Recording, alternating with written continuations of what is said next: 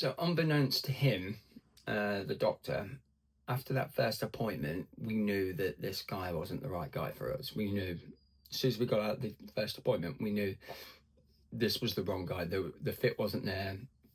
He didn't care. We knew that from the first appointment. So everything that happened after that, up until where he told me he was going to transfer me over to Lauros, we knew we weren't going to be staying with this guy. That we would look for somebody else, and that's what Belinda did. So we had two more cards to play at this stage. So now I've been deemed terminal. We had two cards left to play. There was the Royal Marsden in London, and then there was the Genesis Centre in Nottingham.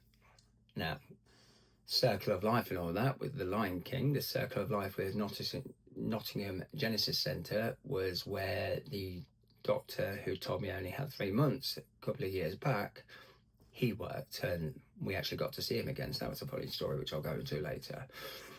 So we were waiting to speak to someone at the Royal Marsden, but we'd actually spoken to somebody at the Nottingham Genesis Centre, another doctor, who had a look at my file, and he was happy to see us. He was happy for us to go down and have a chat to him. So we did that, still waiting for the Marsden to come through.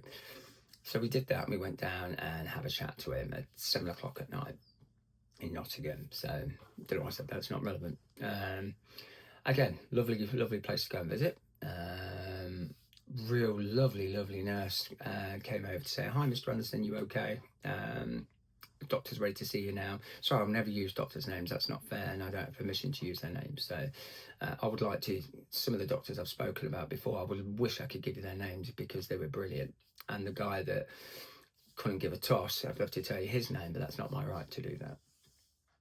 So anyway, we went to see the doctor, and this guy was polar opposite to the last guy in OB. He was energetic, he was interested, he wanted to know absolutely everything, he quizzed, he asked everything that he could. It was like I was back in Manchester again, which made me and Belinda feel absolutely brilliant.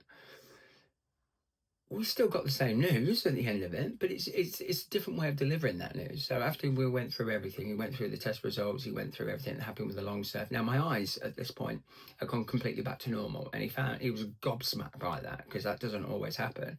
He couldn't believe that I'd gone to that far into my eyes turning a different colour, but just by coming off the long serve, my eyes had gone back to complete normal now, and I was back to normal.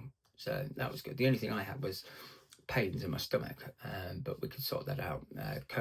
Choline wasn't working anymore, but they put me on this other tablet called Zormorph, which I mentioned in an earlier video, and that's like Hogwarts. Brilliant painkiller. Anyway, diverse. So anyway, we sat down, we went through everything, he went through all of his stuff, and he said, "Okay, well look, let's get the bad stuff out of the way first.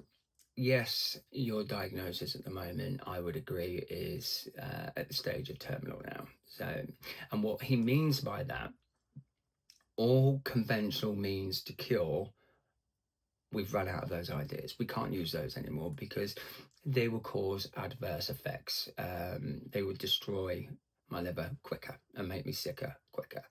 So that's what that means. It means that everything that they could use normally as a standard primary care won't work on me anymore, because we've tried it. Some's worked, some hasn't worked. What did work before, we can't do it again. Okay, that's fine. So that's the bad news. So that's where the T word comes from. But there are all sorts of things going on in the medical world out there. There's all sorts of trials out there. There's all sorts of new breakthroughs and procedures. So what he agreed is what we'd always known, is we need to buy time to get to these different things. So he said, "Look, listen, Rob, no, it doesn't look good. Yes, I'm still going to fight for you because I can see how much you want this." And I got the line again. What I'm looking at on paper is not who's standing in front of me at the moment. You are not the person that's on this piece of paper that I can read right here. I can see why it's easy to make decisions based on what your medical file says, but the second somebody sees you in person, like I've just done, because I made the same assumption when I was reading your file, that I was expecting somebody on death's door to walk through my door, and you walk in looking like a rugby player. So I think we can do something. I don't know what, but I don't want to give up because you don't want to give up. So let's do this together. Brilliant. So everything that last doctor said in OB was complete and utter bullshit. Well, it wasn't. He was right about the T word. But there was nothing in that guide to take any forward. And I wonder to myself, days, I wonder how many people he's spoken to that he's told, that's over, give up, go to Lauros. And God, I hope you don't listen to him. Please don't listen to him. If anybody's experiencing this that's watching this video, don't listen to him.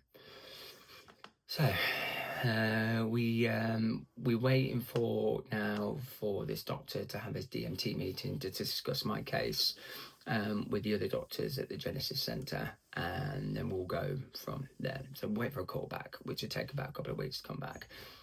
We've still got our other card to play, the Genesis Centre, the Royal Marsden Hospital, which hadn't come back to us at this point. But in the next video, I'll tell you what happens next.